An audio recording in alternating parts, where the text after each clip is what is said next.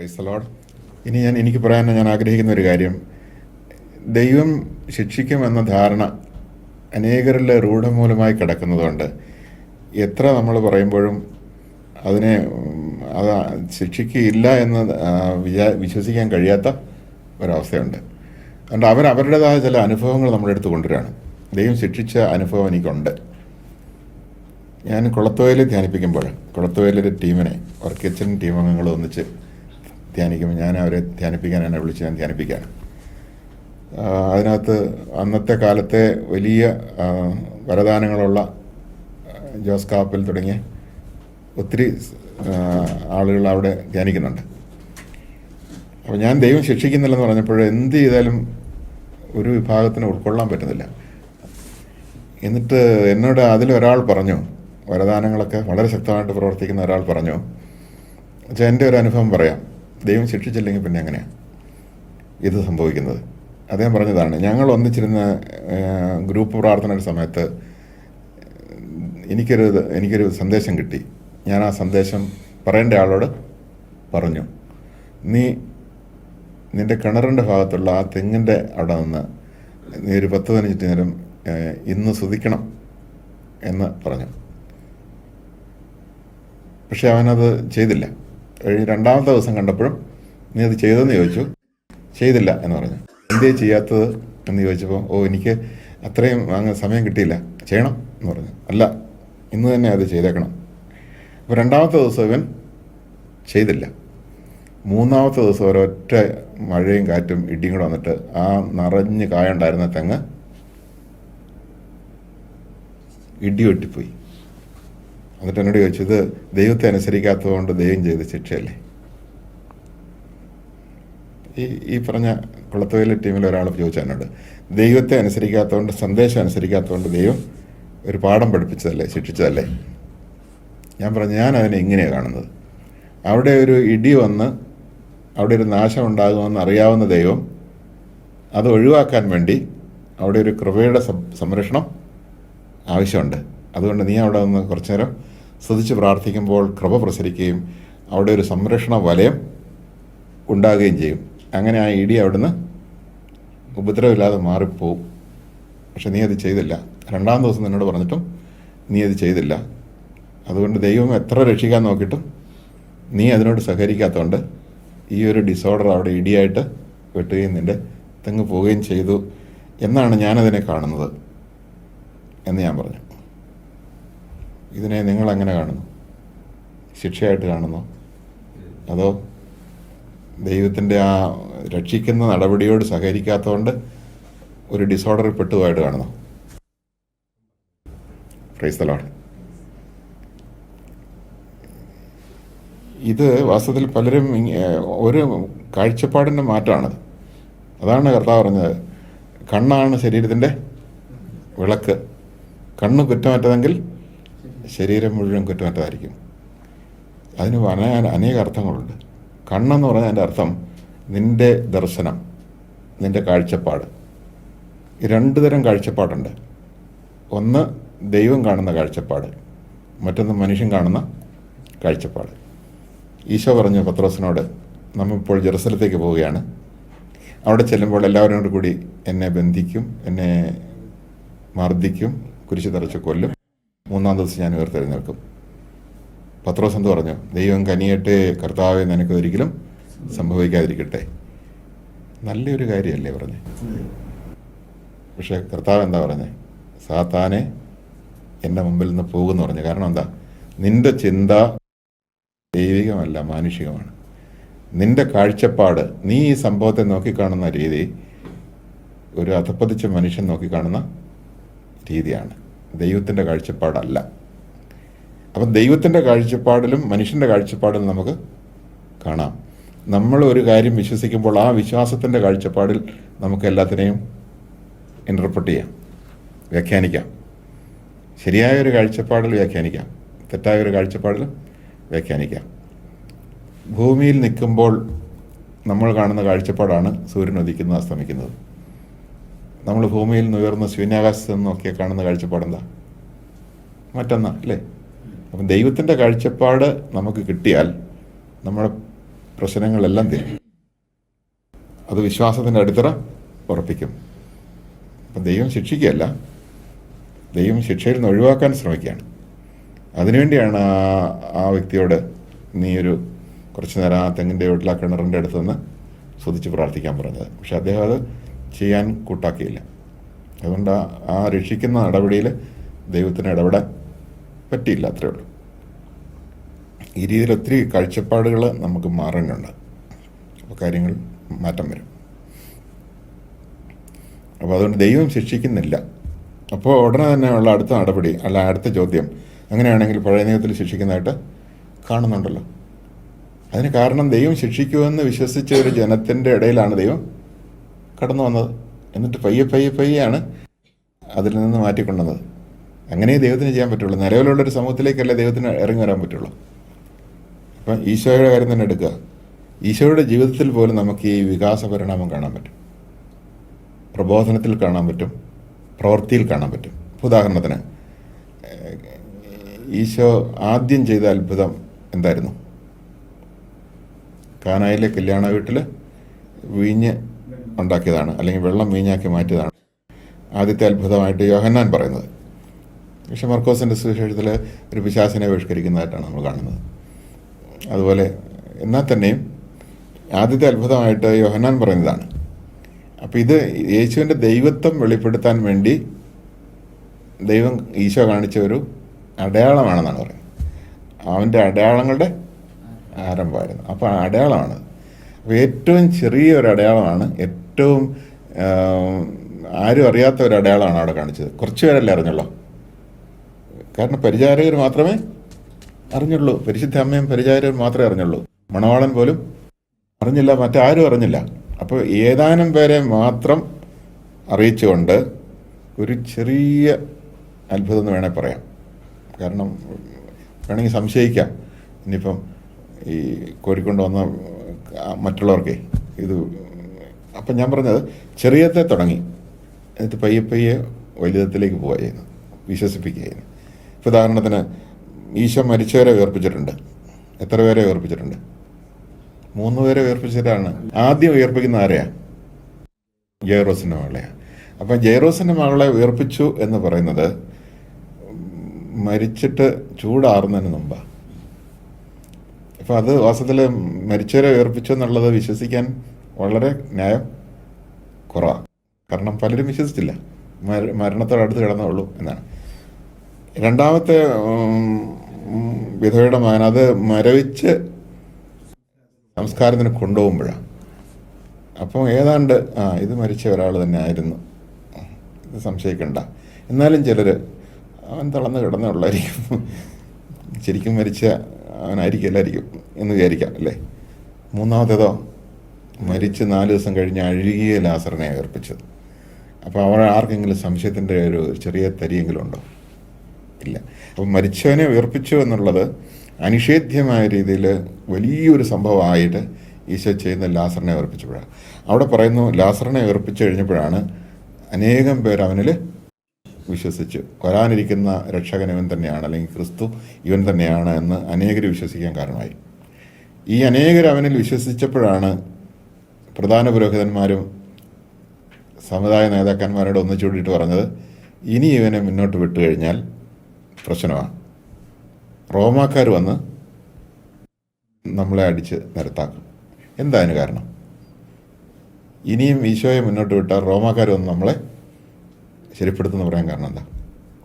അതിന് കാരണം ഇതാണ്, റോമാക്കാർ ഈ യഹൂദ മത സംഘടനകളെ സഹിച്ചുകൊണ്ടിരിക്കുക. അവർക്ക് അവരുടേതായ നിയമങ്ങളും എല്ലാം ഉണ്ട്. ഇപ്പോൾ ഉദാഹരണത്തിന് റോമിലെ ചക്രവർത്തി അയക്കുന്ന ആ ഗവർണർ ഉണ്ടല്ലോ, പിലാത്തോസിനെ പോലുള്ളവർ, അവർ എഴുന്നള്ളി വരുമ്പോൾ ഇവർ പറഞ്ഞിരിക്കുകയാണ്, ഇവർക്ക് വിഗ്രഹങ്ങളെ ഒന്നും കാണാൻ പറ്റത്തില്ല, അതുകൊണ്ട് ചക്രവർത്തിയുടേതായ ഒരു വിഗ്രഹമാണെന്ന് തോന്നുന്നു ഒന്നും കൊണ്ടുവന്നേക്കരുത്, ഞങ്ങളുടെ ജനമുള്ളതും. അതുകൊണ്ട് എല്ലാ തരത്തിലും ഈ യഹൂദ ജനം വളരെ കഷ്ടപ്പെട്ടാണ് ഈ അടിമത്തത്തിൽ നിൽക്കുന്നത്. അപ്പോൾ അങ്ങനെ നിൽക്കുന്ന ആ ജനത്തെ ഒരു ഡിവിഷൻ ഉണ്ടാകാൻ വേണ്ടി ഒരു കാത്തിരിക്കുക. യഹൂദ മതത്തിൽ ഒരു ഡിവിഷൻ ഉണ്ടാകണം. ഡിവിഷൻ ഉണ്ടാകുന്നിടത്താണല്ലോ ഭരണാധികാരികൾക്ക് ഇടപെടാൻ പറ്റുന്നത്. ആഭ്യന്തര യുദ്ധം പോലെ അല്ലേ. അപ്പം അങ്ങനെയാണെങ്കിൽ യേശു വന്നു, യഹൂദന്മാരിൽ ഒരു ഗണം യേശുവിനെ നേതാവായിട്ട് അംഗീകരിച്ച് ഒരു ഡിവിഷൻ ഉണ്ടായാൽ ഇവിടെ അങ്ങോട്ടും ഇങ്ങോട്ടും ഒരു കലാപം ഉണ്ടാകാൻ സാധ്യതയുണ്ട്. അപ്പോൾ ഇത് മുതലെടുത്തിട്ടാണ് റോമാക്കാർ വന്ന് യഹൂദർക്ക് അനുവദിച്ചിരിക്കുന്ന അധികാരങ്ങളെല്ലാം പിൻവലിച്ച് മറ്റേതൊരു പ്രോവിൻസും പോലെ ഈ പറയുന്ന ആ പ്രോവിൻസും ആക്കി തീർക്കും. അപ്പോൾ അതാണ് ഇവരുടെ ഏറ്റവും വലിയ പേടിയായിരുന്നത്. അതുകൊണ്ട് റോമാക്കാർ വന്ന് നമ്മളെ തിരുപ്പെടുത്തി കളയെന്ന് പറയുന്നതിന് കാരണം അതാണ്. അപ്പോൾ ഞാൻ പറഞ്ഞു വന്നത്, ഈശോയെ സംബന്ധിച്ചിടത്തോളം ഏറ്റവും വലിയ അത്ഭുതം പ്രവർത്തിച്ചത് പടിപടിയായിട്ടുള്ള വികാസ പരിണാമത്തിലൂടെയാണ്. ആദ്യം തന്നെ വന്നിട്ട് ലാസറിൻ്റെ കുഴിമാടത്തിൽ നിന്ന് അല്ലെങ്കിൽ വെള്ളം വീഞ്ഞാക്കുന്ന ആ സംഭവം നടന്ന സമയത്ത് ഇങ്ങനൊരു സംഭവം നടക്കുക എന്ന് പറഞ്ഞാൽ അത് ഉൾക്കൊള്ളാൻ പറ്റാത്ത രീതിയിൽ ഭയങ്കരമായിട്ട് പോകും. അതുകൊണ്ട് പടിപടിയായിട്ട് ഇവൻ മരിച്ചവരെ ഏർപ്പിക്കുമെന്ന് വിശ്വസിപ്പിച്ച് നോക്കിയിരുന്ന് കാണാമെന്ന രീതിയിൽ അവസാനം ആ വലിയ സംഭവം നടക്കുന്നു. അപ്പോൾ അവിടെയെല്ലാം നമ്മൾ കാണുന്നത് ദൈവത്തിൻ്റെ ഇടപെടലിലെ വികാസ പരിണാമങ്ങളാണ്. മറ്റ് എല്ലാ കാര്യത്തിലും നമുക്കത് കാണാൻ സാധിക്കും. Praise the lord. ഫറവോയുടെ ഹൃദയം കഠിനമാകുന്നു, ദൈവത്തെ തിരസ്കരിക്കുന്നു, ധിക്കരിക്കുന്നു. ആ ധിക്കാരവും തിരസ്കാരവും എല്ലാം വാസ്തവത്തിൽ അവിടെ ഒരു വലിയ ഡിസോർഡർ വരാനായിട്ടുള്ള ന്യായമായ ഒരു സാഹചര്യം ഒരുങ്ങുന്നുണ്ട്. കാരണം ഒരു ഭരണാധികാരി ദൈവത്തിനെതിരായി നിൽക്കുമ്പോൾ, അത്രയും ആവശ്യപ്പെട്ടിട്ടും വഴങ്ങാതിരിക്കുമ്പോൾ തീർച്ചയായിട്ടും ആ രാജ്യത്തിന് തീർച്ചയായിട്ടും ഒരു ഡിസോർഡറിനെ സ്വീകരിക്കേണ്ടി വരാം. അത് ദൈവം പോസിറ്റീവായിട്ട് കൊടുക്കുക എന്നതിനേക്കാൾ അന്നത്തെ ആളുകൾ അതിനെ പോസിറ്റീവായിട്ട് കണ്ടു എന്ന് പറയുന്നതിനകത്ത് തെറ്റൊന്നുമില്ല. ഉദാഹരണത്തിന് അനന്യ ശപ്പീറ, അവർ മരിച്ചു വീഴുന്നു. ഒരു വലിയ നുണ പറഞ്ഞവർ, നിസ്സാരമായിട്ടല്ല പറഞ്ഞത്, സഭാസമക്ഷം വന്ന് ആണയിട്ട് ഒരു മഹാനുണ പറഞ്ഞു. ഈ നുണ പറയുമ്പോൾ ആ വ്യക്തിയിലുണ്ടാകുന്ന സംഘർഷം ഉണ്ടല്ലോ, ഭയാനകമായൊരു സംഘർഷം ഉണ്ടാകും. ആ സംഘർഷം വേണമെങ്കിൽ ഹൃദയാഘാതത്തിന് കാരണമാകാം. പക്ഷെ അന്ന് കണ്ടവരെ ഒരു ശിക്ഷയായിട്ട് കണ്ടിരിക്കാം. കാരണം അങ്ങനെ കണ്ടാലേ അന്നത്തെ ആൾക്ക് അത്രയും കാണാൻ ഈ ജ്ഞാനബോധം ഉണ്ടായിട്ടുള്ളൂ. ഷപ്പീറായി അത് തന്നെ വന്ന് അതുപോലെ തന്നെ പറഞ്ഞു, അവൾക്കും അത് തന്നെ സംഭവിച്ചു. അപ്പം അത് ദൈവം പോസിറ്റീവായിട്ട് അടിച്ചു വീഴിച്ചു എന്ന് പറയുന്ന കേസുകളും ഉണ്ട്. കളവ് പറഞ്ഞപ്പോൾ ഉണ്ടായ അവനിലെ സംഘർഷം അവനൊരു മരണകരമായ ഒരു അറ്റാക്ക് ഉണ്ടാകാൻ മാത്രം ആകാം. ഇന്നും ഒന്ന് പരിശോധിച്ച് നോക്കൂ, കോർട്ടുകളിൽ സംഭവിച്ചിരിക്കുന്നത് വിശുദ്ധ ഗ്രന്ഥങ്ങൾ തൊട്ട് സത്യം ചെയ്തിട്ട് ഞാൻ സത്യം പറയുള്ളൂ എന്ന് പറഞ്ഞിട്ട് നുണ പറഞ്ഞ് എത്ര പേര് തലകറങ്ങി വീണിട്ടുണ്ട് പറയും. കാരണം അത് താങ്ങാൻ പറ്റുന്നില്ല. അപ്പം അതുകൊണ്ട് ഇത് സ്വാഭാവികമായിട്ടും മനുഷ്യനിലുണ്ടാകുന്ന ഒരു ഡിസോർഡറിൽ നിന്നുണ്ടാകാം. അപ്പോൾ അതിനെ അന്നത്തെ ആളുകൾ ആ രീതിയിലാണ് അതിനെ മനസ്സിലാക്കിയത് തന്നെ ഉള്ളൂ. അല്ലാണ്ട് ദൈവം പോസിറ്റീവായിട്ട് ഒരാളെ അടിച്ചു വീഴിച്ചു എന്ന് പറയുമ്പോൾ ദൈവം അത്ര ക്രൂരനായിട്ട് യേശുക്രിസ്തുവിൽ നമ്മൾ കണ്ടിട്ടില്ലല്ലോ. കാരണം യേശുക്രിസ്തുവിൽ കാണാത്തത് എങ്ങനെയാണ് നമുക്ക് പറയാൻ പറ്റുന്നത്? ഒരിക്കലും. ഇനിയിപ്പം ദേവാലയത്തിൽ, ജെറുസലം ദേവാലയത്തിൽ വെച്ച് യേശു കോപിച്ച് ചാട്ടവാറ് എടുത്തു, അടിച്ച് എല്ലാത്തിനെയും പുറത്താക്കി. അടിച്ച് പുറത്താക്കി എന്നുള്ളത് ഒരിടത്തും എഴുതിയിട്ടില്ല. പക്ഷെ ആളുകളുടെ തലയിലിരിക്കുന്നത് അടിച്ചെന്ന്. ഞാൻ അതിനെക്കുറിച്ചൊരു പാട്ട് എഴുതിയിട്ടുണ്ട്. പക്ഷെ ഞാനത് അടിച്ചു എന്ന് പറഞ്ഞിട്ടില്ല. നീ എവിടെ നീ എന്ന ജെറുസലേം ദേവാലയത്തിലെ ഉയർത്തിയ ചാട്ടവാറ് ചുഴറ്റിയ ഹുങ്കാരശ്രുതി എവിടെയെന്നൊക്കെ ചോദിച്ചാൽ ഞാൻ പറഞ്ഞു വരുന്നത്, അവിടെ ശിഷ്യന്മാർ ആ സംഭവത്തെ എങ്ങനെയാണ് കാണുന്നത്? ശിഷ്യന്മാർ ആ സംഭവത്തെ ശരിയായ രീതിയിലാണ് കാണുന്നത്. ദേവാലയത്തെക്കുറിച്ചുള്ള തീഷ്ണത അവനെ വിഴുങ്ങിക്കളഞ്ഞു. എന്ന് പറഞ്ഞാൽ ദേവാലയത്തിൻ്റെ പവിത്രത സംരക്ഷിക്കേണ്ടതിൻ്റെ ആവശ്യകത അറിയാവുന്നതുകൊണ്ട് അശുദ്ധമായതൊന്നും ദേവാലയത്തിലിരിക്കാൻ പറ്റില്ല. അപ്പോൾ ആ അധികാരം, ദൈവത്തിൽ നിന്ന് കിട്ടിയ അധികാരം, ആ തീഷ്ണത അവനെ ജ്വലിപ്പിച്ചു എന്നതിൻ്റെ അർത്ഥം. ആ തീഷ്ണത അവൻ ജ്വലിച്ചുപോയി. അല്ലാതെ അവിടെ കോപമല്ല ഉണ്ടായത്. പിന്നെയോ ദേവാലയത്തെക്കുറിച്ചുള്ള തീഷ്ണത കൊണ്ട്, ദൈവകാര്യങ്ങളെക്കുറിച്ച്, പിതാവിൻ്റെ കാര്യത്തെക്കുറിച്ചുള്ള തീഷ്ണത കൊണ്ട് അവൻ ജ്വലിക്കുകയായിരുന്നു. അത് അപ്പോൾ ഞാൻ പറയട്ടെ, സൗമ്യത, ആത്മസംയമനം എന്ന് പറയുന്ന പരിശുദ്ധാത്മാവിൻ്റെ ഫലങ്ങളുണ്ട്. യേശു അവിടെ പ്രവർത്തിച്ചത് സൗമ്യതയോടും ആത്മസംയമനത്തോടും കൂടിയാണ്. വികാരത്താൽ ഭരിക്കപ്പെട്ടല്ല ചെയ്തത്. സാധാരണ ആളുകൾ, കോപമുള്ള ആളുകൾ വികാരത്താൽ നയിക്കപ്പെട്ട് ചെയ്യുന്നു. ഇപ്പം നമുക്കൊരാളെ ശാസിക്കണമെങ്കിൽ തീർച്ചയായിട്ടും ശാസിക്കേണ്ട കേസിൽ ശാസിക്കണം. ശാസിക്കുന്നത് എങ്ങനെയാണ്? സൗമ്യതയോടും ആത്മസംയമനത്തോടും കൂടിയാണ് ശാസിക്കേണ്ടത്. അല്ലാണ്ട് നമ്മളുടെ നിയന്ത്രണം വിട്ട് വാക്കുകൾ പോകരുത്. പക്ഷേ ഈശോ അവിടെ ശരിക്ക് സൗമ്യതയും ആത്മസംയമനവും ഉപയോഗിച്ചാണ് ഇത് ചെയ്തത്. പക്ഷെ ആ സാഹചര്യത്തിൽ അങ്ങനെ ചെയ്യണമായിരുന്നു. കാരണം ദേവാലയത്തിൻ്റെ പവിത്രതയെ അവർക്ക് ബോധ്യപ്പെടുത്താൻ, അല്ലാണ്ട് ആരെയും അവിടെ ഉപദ്രവിക്കുകയൊന്നും ചെയ്തിട്ടില്ല. തിരുവെഴുത്ത് പൂർത്തിയാകാൻ വേണ്ടി 2 തരം തിരുവെഴുത്തുകളുണ്ട്. ഒന്ന് യേശുവിൻ്റെ ഇടപെടലില്ലാതെ നടന്ന സംഭവങ്ങൾ, മറ്റൊന്ന് തിരുവെഴുത്തിനനുസരിച്ച് യേശു ഇടപെട്ടത്. രണ്ടുമുണ്ട്. ഈ രണ്ടും ഇല്ലെങ്കിൽ വിശ്വാസ്യത കുറയും. തിരുവെഴുത്ത് ശരിയാകണം എന്ന് പറയുന്നത് ഒരു ഭാഷാ പ്രയോഗമാണ്. ഇങ്ങനെ സംഭവിച്ചപ്പോൾ ആ തിരുവെഴുത്ത് ശരിയായി എന്ന് പറയുന്നതാണ് ശരിയായ ഒരു പ്രയോഗം. പക്ഷെ പലപ്പോഴും ഈ ഭാഷാപരമായ ചില പ്രയോഗങ്ങളിൽ നമുക്ക് കൺഫ്യൂഷൻ തോന്നാം. അപ്പോൾ അതുകൊണ്ട് ഞാൻ പറഞ്ഞു തന്നത്രേ ഉള്ളൂ. ഈശോ ദേവാലയത്തിൽ വെച്ച് കോപിച്ചെന്നും പൊട്ടിത്തെറിച്ചെന്നും ചാട്ടവാറെടുത്ത് അടിച്ചു എന്നൊക്കെ പറയുന്നത് ആ രീതിയിലല്ല കാണേണ്ടത്. ഈശോ ചെയ്തത്രേ ഉള്ളൂ. അവിടെ ദേവാലയം ഇത്രയും മോശമായിട്ട്, അല്ലെങ്കിൽ കള്ളന്മാരുടെ ഗുഹയാക്കി മാറ്റിയപ്പോൾ അതിനെതിരെ പ്രതികരിച്ചു വിടുന്നു. ഇങ്ങനെയല്ല വേണ്ടത്, അതുകൊണ്ട് ഇത് എടുത്തുകൊണ്ട് പോകും എന്ന് പറഞ്ഞ് അധികാരം ഉപയോഗിച്ചു. ഈശോയ്ക്ക് അധികാരം ഉണ്ടായിരുന്നു.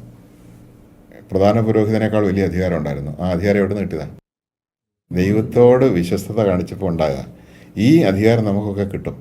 ഈശോയോട് അത്രമാത്രം വിശ്വസ്തത കാണിക്കുകയും അത്രമാത്രം ഈശോയോട് വിധേയപ്പെടുകയും ചെയ്താൽ യേശുവിൻ്റെ കർത്തൃത്വവും അധികാരവും നമുക്കും കിട്ടും. നമുക്കും അങ്ങനെ പറയാൻ പറ്റും. അവിടെ മറ്റേ അധികാരമൊന്നും വേണമെന്നില്ല. ഇനി മറ്റൊരു കാര്യം, ഈശോ അത്തിമരത്തെ ശപിച്ചു എന്ന് കാണുന്നു. പക്ഷേ ഈശോ അത്തിമരത്തെ ശപിച്ചു എന്നുള്ളത് ശിഷ്യന്മാർക്ക് തോന്നിയതാണ്. സുവിശേഷം പ്രിന്റ് ചെയ്തവർ അങ്ങനെ ഒരു ഹെഡിങ് ഇട്ടിട്ടുണ്ട്, ഈശോ അത്തിമരത്തെ ശപിക്കുന്നു. ഈ ഹെഡിങ്ങൊക്കെ അച്ചടിച്ചപ്പോഴും എഴുതി ചേർത്തപ്പോൾ എഴുതിയതാണ്, കാര്യങ്ങൾ പെട്ടെന്ന് കണ്ടുപിടിക്കാൻ വേണ്ടി. സത്യത്തിൽ അവിടെ സംഭവിച്ചത് എന്താ? ഒരു കാര്യം ഈശോ പറഞ്ഞ് വ്യക്തമാക്കുമായിരുന്നു. എന്തായിരുന്നു അത്? വിശ്വാസത്തോടെ നിങ്ങൾ പറയുന്നത് പോലെ സംഭവിക്കും. ഈ മലയോട് മാറാൻ പറഞ്ഞാൽ അത് മാറും. ഈ തൂസാവൃക്ഷത്തോട് ചുവടെ പിഴുത് കടലിൽ പോകാൻ പറഞ്ഞാൽ പോകും. എന്ത് പറഞ്ഞാലും അത് സംഭവിക്കും. ഒരു കടുമണിയോളം വിശ്വാസമെങ്കിലും നിങ്ങൾക്കുണ്ടാകണം. അങ്ങനെ പറഞ്ഞാൽ അതിനൊരു തെളിവ് കാണിച്ചതാണ് ഈ അത്തിവർഷത്തെ അവിടുന്ന് നിന്നിൽ നിന്ന് ആരും ഫലം കഴിക്കാതിരിക്കട്ടെ എന്ന് പറഞ്ഞാൽ ഇത് ഉണങ്ങിപ്പോട്ടെ എന്ന് അതിൻ്റെ അർത്ഥം. ഇതിന് നിലനിൽപ്പില്ലാതിരിക്കട്ടെ. അപ്പോൾ യേശു പറഞ്ഞ പോലെ അവിടെ സംഭവിച്ചു. പെട്ടെന്ന് കാണാവുന്ന ഒരു സംഭവം, ആർക്കും മനസ്സിലാവുന്ന ഒരു സംഭവം. അപ്പോൾ അത് ഒരു അടയാളമായിരുന്നു. പറയുന്ന പോലെ സംഭവിക്കും, അത്രേ ഉള്ളൂ. അല്ലാതെ അത് ശപിച്ചതല്ല. ഉദാഹരണത്തിന് അത്തിമരത്തിൻ്റെ സ്വഭാവം അനുസരിച്ച് ഇല അല്ലെങ്കിൽ തളിർക്കുകയും ആ തളിർപ്പ് വരുന്നതോടൊപ്പം തന്നെ അതിൻ്റെ പൂമുട്ടുകൾ വരികയും അത് കായ്ക്കുകയും ചെയ്യേണ്ടതാണ്. പക്ഷേ ഈ അത്തിമരം തളിർത്തതല്ലാതെ പൂമുട്ടുകൾ ഉൽപ്പാദിപ്പിച്ചില്ല. അപ്പം മറ്റുള്ളവർക്ക് വേണ്ടി ഒന്നും പ്രദാനം ചെയ്യാതെ എല്ലാം തനിക്ക് വേണ്ടി സ്വരൂപിച്ച് വെക്കുന്ന ഒരു വ്യക്തിയുടെ പ്രതീകം കൂടെയാണ്. അങ്ങനെയുള്ളവർക്ക് നിലനിൽക്കാനുള്ള അവകാശമില്ല, അല്ലെങ്കിൽ അവരുടെ വിധി നിലനിൽക്കാൻ അവകാശമില്ലാത്തൊരു വിധിയാണ് എന്ന ഒരു വ്യാഖ്യാനം അതിന് കേട്ടിട്ടുണ്ട്. കണ്ടാൽ തോന്നും പുണ്യവാനാണ്, പക്ഷേ അതങ്ങനെയൊന്നും ഇല്ല. ആ ഒരവസ്ഥ. അല്ലെങ്കിൽ തന്നെ തന്നതെല്ലാം തനിക്ക് വേണ്ടി മാത്രം പ്രയോജനപ്പെടുത്തി മറ്റുള്ളവർക്ക് വേണ്ടി ഒന്നും കൊടുക്കാൻ ഇല്ലാതിരിക്കുന്ന അവസ്ഥ, അങ്ങനെയൊക്കെ ഉണ്ട്. Price the Lord. അതുകൊണ്ട് ദൈവം ശിക്ഷിക്കുകയില്ല. അഥവാ വേറൊരു നല്ല വാക്കിൽ പറഞ്ഞാൽ ശിക്ഷ ദൈവത്തിൽ നിന്ന് അല്ല. ദൈവം ഇടപെടേണ്ടടുത്ത് ദൈവത്തെ ഇടപെടാതെ പോകുമ്പോൾ ഉണ്ടാകുന്ന ഡിസോർഡറുകളും അതിൻ്റെ പരിണിത ഫലങ്ങളൊക്കെയാണ് ശിക്ഷ. അതുകൊണ്ട് ദൈവം ശിക്ഷിച്ചു എന്ന് പറയുകയല്ല വേണ്ടത്. ശിക്ഷ ദൈവത്തിൽ നിന്ന് അല്ല. ശിക്ഷയുണ്ട്, പാപത്തിന് ശിക്ഷയുണ്ട്, പക്ഷെ ദൈവം തരുന്നതല്ല. അതാണ് യോഹന്നാൻ 3:16 മുതൽ വായിക്കുമ്പോൾ നമ്മൾ കാണുന്നത്. ദൈവം തൻ്റെ പുത്രനെ ലോകത്തിലേക്ക് അയച്ചത് ലോകത്തെ ശിക്ഷയ്ക്ക് വിധിക്കാൻ അല്ല, അവൻ മൂലം രക്ഷ പ്രാപിക്കാനാണ്. അപ്പം ശിക്ഷയിൽ കിടക്കുന്നവരെ പിന്നെ ശിക്ഷിക്കേണ്ട കാര്യം ഇല്ലല്ലോ. ദൈവത്തെ നഷ്ടപ്പെട്ട് നിത്യജീവനം നഷ്ടപ്പെട്ട് ദുഃഖദുരിതങ്ങൾ കിടക്കുന്നവനെ പിന്നെയും ശിക്ഷിക്കാന്ന് പറഞ്ഞാൽ അതെന്ത് നീതിയത്? അവരെ എങ്ങനെയെങ്കിലും രക്ഷിച്ചാൽ മതി. അപ്പം ദൈവം രക്ഷിക്കുകയേ ചെയ്യുന്നുള്ളൂ. പക്ഷേ ശിക്ഷാവിധി ഉണ്ട്. ഏതാണ് ശിക്ഷാവിധി? ഇതാണ് ശിക്ഷാവിധി. പ്രകാശം ലോകത്തിലേക്ക് വന്നിട്ടും എന്ന് പറഞ്ഞാൽ യേശുക്രിസ്തു ലോകത്തിലേക്ക് വന്നിട്ടും രക്ഷിക്കുന്നവൻ ലോകത്തിലേക്ക് വന്നിട്ടും രക്ഷ കൈയെത്തുന്നിടത്ത് ഉണ്ടായിട്ടും അത് സ്വീകരിക്കാതെ രക്ഷയെ തിരസ്കരിക്കുന്നതാണ് ശിക്ഷ. രക്ഷയെ സ്വീകരിക്കാതിരിക്കുന്നതാണ് ശിക്ഷ. അപ്പോൾ അതുകൊണ്ട് ദൈവം ശിക്ഷിച്ചു എന്നാരും പറയരുത്. ദൈവം ശപിച്ചു എന്ന് പറയരുത്. ദൈവത്തിൻ്റെ ക്രോധമെന്നോ കോപമെന്നോ പറയരുത്. അതുപോലെ തന്നെ ദൈവം എന്നോട് ക്ഷമിക്കില്ലെന്നൊന്നും പറയാൻ പറ്റില്ല. യേശുവിലേക്ക് നോക്കിയിട്ട് ദൈവത്തെ കാണുന്ന ആർക്കും ഇത് പറയാൻ പറ്റില്ല. ചില വാചകങ്ങളിലേക്ക് നോക്കിയിട്ട് ദൈവത്തെ കാണുന്നവർക്ക് ഇങ്ങനെയൊക്കെ പറയാൻ പറ്റും. നമ്മൾ ചില വാചകങ്ങളിലേക്കും വാക്യങ്ങളിലേക്കും നോക്കിയിട്ട് ദൈവത്തെ കാണരുത്. യേശു എന്ന ആളിലേക്ക് നോക്കിയിട്ട്, നമുക്ക് വേണ്ടി ക്രൂശിക്കപ്പെട്ടവനെ നോക്കിയിട്ട്, ഉത്ഥാനം ചെയ്തവനെ നോക്കിയിട്ട് ദൈവത്തെ കാണണം. എന്നിട്ട് വേണം നമ്മൾ ദൈവത്തെ പ്രഘോഷിക്കാൻ. Price the Lord. നമ്മൾ ആശയം വിശദമാക്കുന്നത് വാക്കുകൾ കൊണ്ടല്ലേ. അപ്പോൾ ആ വാക്ക് ഒരു കൺവെൻഷനലായിട്ട് അതിൻ്റെ പിന്നിൽ ഒരു കോൺസെപ്റ്റ് ഉണ്ട്, ഒരു ധാരണയുണ്ട്. ആ ധാരണ അനുസരിച്ച് ആളുകൾ മനസ്സിലാക്കുള്ളൂ. അപ്പോൾ അതുകൊണ്ട് ദൈവം ശിക്ഷിക്കുന്നു എന്ന് പറയുമ്പോൾ ദൈവത്തെ ആളുകൾ ഭയപ്പെടാൻ കാരണമാകുന്നു. ശിക്ഷ ദൈവത്തിൽ നിന്നല്ല എന്ന് പറയുമ്പോൾ ദൈവത്തെ സ്വീകരിക്കാനും പാപം ഉപേക്ഷിക്കാനും കാരണമാകുന്നു. ദൈവം ശിക്ഷിക്കുന്നവനാണ് എന്ന് പറയുകയും എങ്കിലും അവിടുന്ന് കരുണ കാണിക്കുകയും ചെയ്യുമെന്ന് പറയുമ്പോൾ ആളുകൾ ഒരു തെറ്റായ അറിവിലേക്ക് പോകും. അവസാന നേരമെങ്കിലും കരുണ കാണിച്ച് ഈ പാപം ചെയ്ത എന്നെയും കൂടി, പാപം ഉപേക്ഷിച്ചില്ലെങ്കിലും കുഴപ്പമില്ല, എന്നെയും കൂടി കരുണ കാണിച്ച് സ്വർഗത്തിലേക്ക് കയറ്റിക്കൊണ്ട് പോകുന്നുള്ള ഒരു ചിന്ത അവരിൽ വരികയും പാപം ഉപേക്ഷിക്കാതിരിക്കുകയും ചെയ്യും. അങ്ങനെ ഒരു അപകടമുണ്ട്. ഞാൻ പറയുന്നത്, ദൈവം ശിക്ഷിക്കുന്നവനാണെന്ന് വിശ്വസിക്കുന്ന ഒരു വ്യക്തി ആ വിശ്വാസത്തിൽ തന്നെ ദൈവം കരുണ കാണിക്കുന്നവനും ആണ് എന്ന് വിചാരിച്ചാൽ ആ വ്യക്തി പാപം ഉപേക്ഷിക്കണമെന്നില്ല. കാരണം ആ വ്യക്തി ഇങ്ങനെ വിചാരിക്കും, ഓ ശിക്ഷിക്കുന്ന ദൈവമാണെങ്കിലും അവസാനം എന്നോടൊരു കരുണ കാണിക്കും. അപ്പോൾ പിന്നെ ഓൾ പ്രൊമോഷനായിട്ട് അവസാനം തപ്പി നിൽക്കുന്നവരെ കൂടെ ഓ നിങ്ങളോട് കയറിപ്പോക്കോ എന്ന് പറയും. പക്ഷെ ദൈവം അങ്ങനെ പറയുന്നവനല്ല. നീ വിധിക്കുന്ന വിധിയാൽ നീ വിധിക്കപ്പെടുകയാണ്. കാരണം ഞാനാണ് വലതുവശത്ത് നിൽക്കുന്നവരോട് പറയുന്നത് എന്താ? പ്രവേശിക്കാനാണ് പറയുന്നത്. അതുകൊണ്ട് തട്ടിക്കയറ്റി വിടുന്നതല്ല, പ്രവേശിക്കുക. മനസ്സിലാകുന്നുണ്ടോ? അപ്പോൾ അതുകൊണ്ട് നമ്മൾ തീരുമാനം എടുക്കണം. ദൈവത്തിന് അനുകൂലമായ തീരുമാനം എടുത്താൽ മാത്രമേ നമുക്ക് ദൈവത്തെ അഥവാ നിത്യജീവനെ അഥവാ സ്വർഗത്തെ കിട്ടുകയുള്ളൂ. നമ്മൾ നെഗറ്റീവായിട്ടുള്ള തീരുമാനം എടുത്തിട്ട് ദൈവം എങ്ങനെയാണ് നമ്മളെ കയറ്റിവിടുന്നത്? അതാണ് പ്രശ്നം. ഉദാഹരണത്തിന്, പാപത്തിൽ നിന്ന് ഒരു വ്യക്തി ദൈവം ശിക്ഷിക്കും നരകത്തിലിടുമെന്ന് പേടിച്ചിട്ട് പാപത്തിൽ നിന്ന് ഒരാൾ പിന്തിരിഞ്ഞാലും ആ വ്യക്തിയുടെ മനസ്സ് എവിടെ ഇരിക്കും? പാപത്തിലിരിക്കും. കാരണം ദൈവം പറഞ്ഞതുകൊണ്ട് പേടിച്ച് ചെയ്യാതിരിക്കുക. കുറച്ച് നാൾ മുമ്പ് ഒരാൾ എന്നോട് ചോദിച്ചു, ഇത്രയും കാലങ്ങളൊക്കെ പിന്നിട്ടിട്ടും ഈ പ്രമാണങ്ങൾക്കൊക്കെ ഒരു പുനരാഖ്യാനവും നവീകരണമൊക്കെ വേണ്ടേ എന്ന്. അപ്പോൾ ഞാനൊരു ഉദാഹരണം പറയാൻ പറഞ്ഞപ്പോൾ അദ്ദേഹം പറഞ്ഞ ഉദാഹരണം ഇതാണ്. 6ാമത് വ്യഭിചാരം ചെയ്യരുതെന്നുള്ളത് ഈ കാലഘട്ടത്തിൽ ബലാത്സംഗം ചെയ്യരുത് എന്നാക്കിയാൽ, കാരണം രണ്ടുപേര് ഉഭയകക്ഷി സമ്മതപ്രകാരം വല്ലതും ചെയ്യുന്നതിന് ദൈവം എന്തിനാണ് വിഷമിക്കുന്നത് എന്നാണ് അദ്ദേഹം. വാസ്തവത്തിൽ ദൈവം അത് ചെയ്യരുതെന്ന് പറഞ്ഞത് അത് ചെയ്താൽ അത് ചെയ്യുന്നവരിൽ ആഘാതം ഉണ്ടാകുന്നുണ്ട്. അതിൻ്റെതായ സംഘർഷവും ഡിസോർഡറും എല്ലാം ഉണ്ടാകും, മുറിവേൽക്കും, ദൈവത്തോടുള്ള ബന്ധം പോവും. അതുകൊണ്ടാണ് ചെയ്യരുതെന്ന് പറയുന്നത്. മാത്രമല്ല, ഇത് സമൂഹത്തിലേക്ക് അതിൻ്റെതായ റെപ്പർക്കഷൻസ് ഉണ്ടാകും, അതിൻ്റെതായ വലിയ ആഘാതങ്ങൾ ഉണ്ടാകും. പ്രത്യേകിച്ച് വിവാഹിതയും കൂടെ ആണെങ്കിൽ തീർച്ചയായിട്ടും ആ ദാമ്പത്യ ബന്ധത്തിൻ്റെ വലിയ ബന്ധം അവിടെ അവിശ്വസ്തത കൊണ്ട് അറ്റുപോകുന്നു. പിന്നെ അവരുടെ മക്കളിലേക്ക് അത് വ്യാപിക്കുന്നു. എന്തെല്ലാം പ്രശ്നങ്ങളാണ് പിന്നീട് അതുവഴി ഉണ്ടാകുന്നത്. അപ്പം ദൈവം പറഞ്ഞതുകൊണ്ടല്ല ഒരു കാര്യം പ്രശ്നമാകുന്നത്, പ്രശ്നമായതുകൊണ്ടാണ് ദൈവം അത് പറയുന്നത്. പലരും വിചാരിക്കുന്നത് ദൈവം പറഞ്ഞിട്ടല്ല ഇത് പ്രശ്നമാകുന്നത്. ദൈവം ഒന്ന് മറിച്ച് പറഞ്ഞു കഴിഞ്ഞാൽ പ്രശ്നമല്ലല്ലോ. അപ്പോൾ വെള്ളം ചില്ല് ചൂടായിരിക്കുമ്പോൾ വെള്ളം വീഴരുത് എന്ന് പറഞ്ഞതിനെ ഒന്ന് തിരുത്തി വെള്ളം വീണാലും കുഴപ്പമില്ല എന്ന് പറഞ്ഞാൽ, കുഴപ്പമില്ലെന്ന് പറഞ്ഞാലും വെള്ളം വീണപ്പെട്ടു. അതങ്ങനെ പറയുന്നതിന് കാരണം അതങ്ങനെ ആയതുകൊണ്ടാണ്. അത് മറിച്ച് പറഞ്ഞാൽ ശരിയാകില്ല. നീ ഇപ്പോൾ വലിയ നാശത്തിലാണ് ഇരിക്കുന്നത്, നീ അത് തിരിച്ചറിയണം. തെറ്റ് ചൂണ്ടിക്കാണിക്കും, വാണിംഗ് തരും. അതുപോലെ തന്നെ ശിക്ഷണ നടപടികൾ ഉണ്ടാകും. എന്ന് പറഞ്ഞാൽ നമ്മുടെ ജീവിതത്തിൽ സംഭവിക്കുന്ന കാര്യങ്ങൾ, ദൈവത്തിൽ നിന്ന് അകലുമ്പോൾ ഉണ്ടാകുന്ന കാര്യങ്ങൾ എനിക്ക് ശിക്ഷണത്തിൻ്റെതായ ലെവലിൽ എനിക്ക് അനുഭവപ്പെടും. ഉദാഹരണത്തിന്, ഞാൻ ആദ്യമായിട്ട് ബൈക്ക് പഠിച്ച് മെയിൻ റോഡിലേക്ക് ഇറങ്ങിയപ്പോൾ എന്നെ ബൈക്ക് ഓടിക്കാൻ പഠിപ്പിച്ച ആൻ്റണി അച്ഛൻ എന്നോട് പറഞ്ഞു, മണൽ കിടക്കുന്നിടത്ത് സൂക്ഷിക്കണം കേട്ടോ, വീശി എടുക്കരുത്, വീണു പോകും. അതുകൊണ്ട് മണൽ കിടക്കുന്നിടത്തോട്ട് പോകരുത്. എനിക്ക് അത്ര അങ്ങോട്ട് തോന്നിയില്ല. ഒരു സ്ഥലത്ത് ചെന്നപ്പോൾ ഒരു വളവിൽ ചെന്നപ്പോൾ മണലൊക്കെ ഉണ്ടായിരുന്നു. അന്നത്തെ ഇതനുസരിച്ച് സ്പീഡ് കുറയ്ക്കാനൊന്നും സാധിച്ചില്ല, വീശി അങ്ങ് എടുത്ത് പോയി. ആദ്യത്തെ വീഴ്ച അവിടെ നടന്നു. ഇത് എനിക്കൊരു ശിക്ഷണമായി തീർന്നു. ഈ വീഴ്ച എന്ന് പറയുന്നത് എനിക്കൊരു ശിക്ഷണമായി തീർന്നു. എൻ്റെ ഗുരു പറഞ്ഞതിനെ ഞാൻ തിരസ്കരിച്ചപ്പോൾ എനിക്ക് അവിടെ ഒരു വീഴ്ച പറ്റി. അപ്പോൾ എനിക്കൊരു ശിക്ഷണ നടപടി ഉണ്ടായി അവിടെ. ഇനി ഞാൻ സൂക്ഷിക്കും, അല്ലേ?